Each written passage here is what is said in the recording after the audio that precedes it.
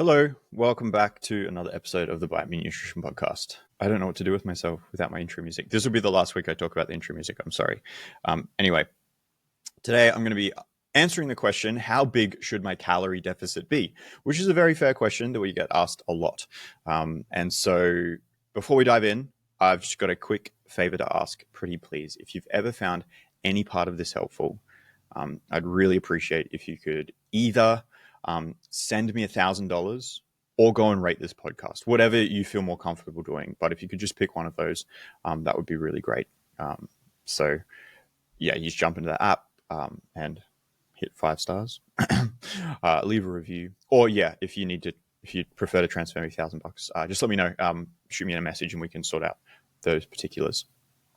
Anyway, let's talk about how big your calorie deficit should be. So, of course, I'm making a few assumptions in this episode, and I didn't want it to go for too long. So I'm not going to be talking about what a calorie deficit is. I'm going to assume you know what that is. I'm also going to assume that you understand your own portions enough to be able to get yourself into a deficit and to adjust the size of your deficit.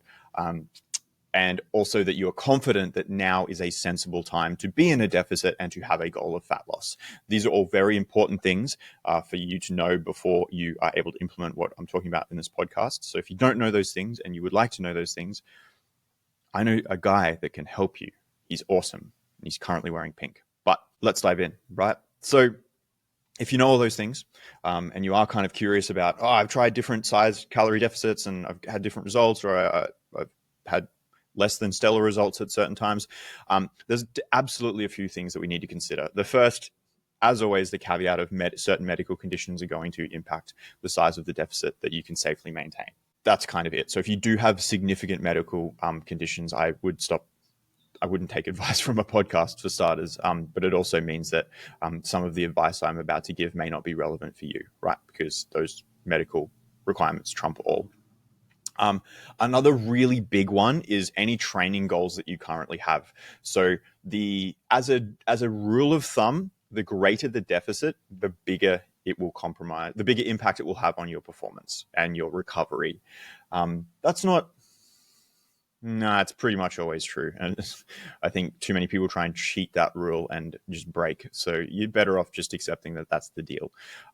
So if you have a important training goal, or just training performance is really important to you, then I would go for a smaller, more milder deficit. And just for context, I would consider a mild deficit anywhere from say 10 to maybe 20% of your maintenance. So like a 10 to 20% reduction in your maintenance calories, maybe pushing up to 25% reduction would be considered mild. And I would say moderate is sort of 25 to 40, and aggressive is anything over 40% of a reduction. So if you have training goals, I'd be shooting for that 10 to 25% reduction. Now, the other consideration is your size, and I literally just mean how big you are as a person, and your activity levels, because basically those are the two main contributing factors to your maintenance calories. So if you are a smaller human being and you are not super active, you're going to have small maintenance calories or lower maintenance calories. And so reducing 1,600 by 30% is very different to reducing 3,000 by 30%, right? So even though, it's the same percentage, the absolute number is quite different. And that's really, really important. So if you are a smaller human being who has, is not super active, and so your maintenance calories are already quite low, I would probably stay away from a more aggressive deficit and go for a milder deficit.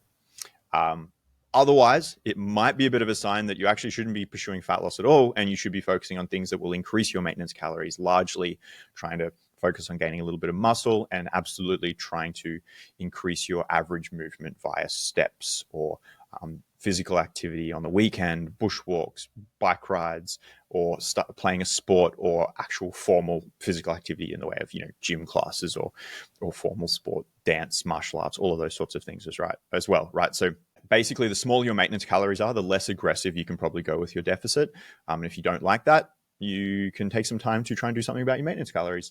The next, I would say this is the number one deciding factor that I use with clients outside of medical conditions and training goals, is what they've done historically, right?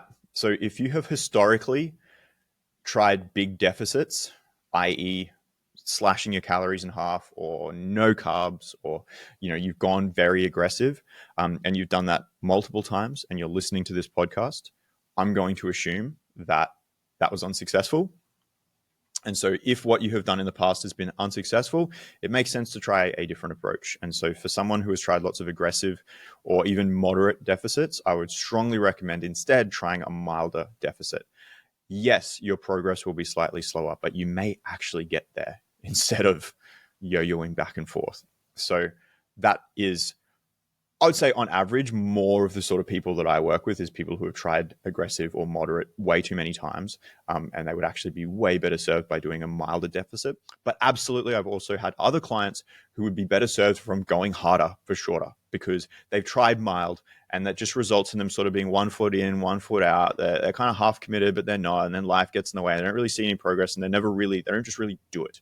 So for those people, if you've tried the mild, I'd say gentle approach, and of course the caveat of don't muck your relationship up with food, so be cautious with a more aggressive approach. But if you've got a solid relationship with food and you've tried mild a few times and it hasn't got you the results that you want, I would go for a shorter period of time, a moderate to potentially even aggressive sized deficit, because that could be the difference. That could be the thing that locks you in. You get it done. It kind of helps with that mental focus. And so that is why I think historically what you have done is actually a really, really important factor. If you've tried one sized deficit a few times and it hasn't worked, don't do the Einstein thing. What is it? The definition of insanity is repeating it. That, you know what? It probably wasn't even Einstein that said that. I've just heard that off the internet. So take that with a grain of salt. But anyway, don't keep repeating stuff that hasn't worked for you. Try a different size deficit. Hopefully that's helped. So in summary, medical conditions are a big deal. Training goals will be a big deal. If you've got big training goals, then you're probably going to want to stay for a 10 to 20% deficit. If you are a smaller human being who doesn't move very much, you're probably going to need to stay to a 10 to 20% deficit, or take some time to try and build up that metabolic capacity via gaining some muscle and then absolutely trying to move a bit more. And then historically, if you have tried aggressive or even moderate deficits a bunch of times and they haven't stuck, or you've had short-term results and then broken afterwards, I would absolutely encourage you to instead try a milder, longer-term approach. And on the flip side, if you have tried lots of milder, gentler approaches and still haven't gotten the results that you've wanted, then maybe taking it a little bit lower and pushing a little bit harder for a slightly shorter period of time into a more moderate or even aggressive diet could be the shift that you need to get those results. So let me know if this has helped. And like I said as well, if it has helped, then you're either welcome to shoot me $1,000. That'd be fine.